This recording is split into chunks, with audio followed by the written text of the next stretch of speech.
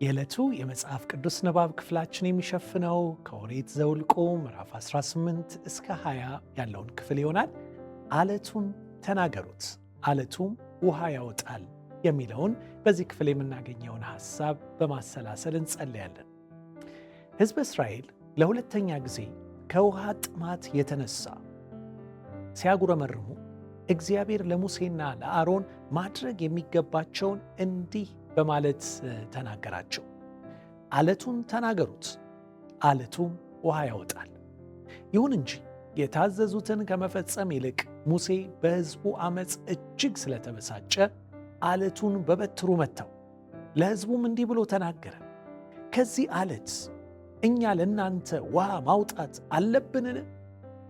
ይህንን ክስተት ተከትሎ የሆነውን ነገር እግዚአብሔር ሙሴንና አሮንን ወደ ከነዓን እንደማይገቡ መናገሩ እንደነበር እናያለን።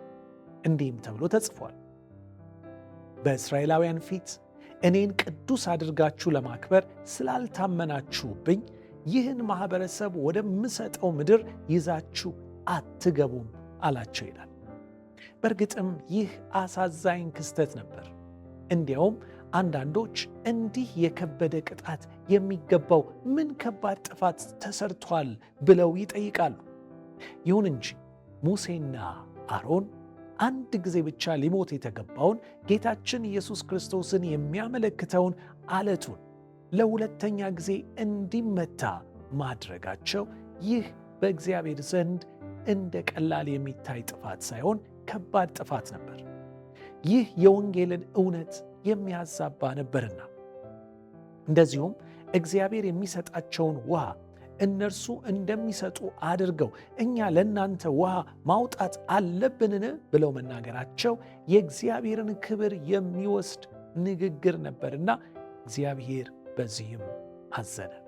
ታዲያ የእግዚአብሔር ልጆች በተለይም በኃላፊነት ደረጃ ላይ ያሉ ለእግዚአብሔር የሚገባውን ክብር ለመውሰድ ሊታለሉ የሚችሉበት አጋጣሚና ፈተና እንዳለ ከዚህ እንረዳለን።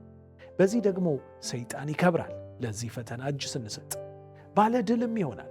ሰይጣን ከሰማይ የወደቀው በዚሁ ምክንያት ነውና የእግዚአብሔርን ክብር ለራሱ ለመውሰድ በመፈለጉ ነው የወደቀው። ስለዚህ ሌሎችን በመፈተን ውድቀት እንዲደርስባቸው የሚሰራው በጣም የተሳካለት አታላይም እንደሆነ እናውቃለን። ስለዚህ ራሳችንን ከፍ ከማድረግ እና ከመመጻደቅ አደጋ እንጠበቅ ዘንድ እግዚአብሔር በቃሉ አማካኝነት ብዙ አያሌ ትምህርቶችን ሰጥቶናል። ምንም እንኳን ተፈጥሯችን፣ አእምሯችን ወይም የልባችን ዝንባሌ ከአምላካዊው ፈቃድ አፈንጋጭ ቢሆንም ግን ቀስ በቀስ በእግዚአብሔር መንፈስ ስር እንደገና ራሳችንን ማስገዛት እንችላለን ይለናል አበውና ነቢያት በሚለው መጽሐፍ ገጽ 479።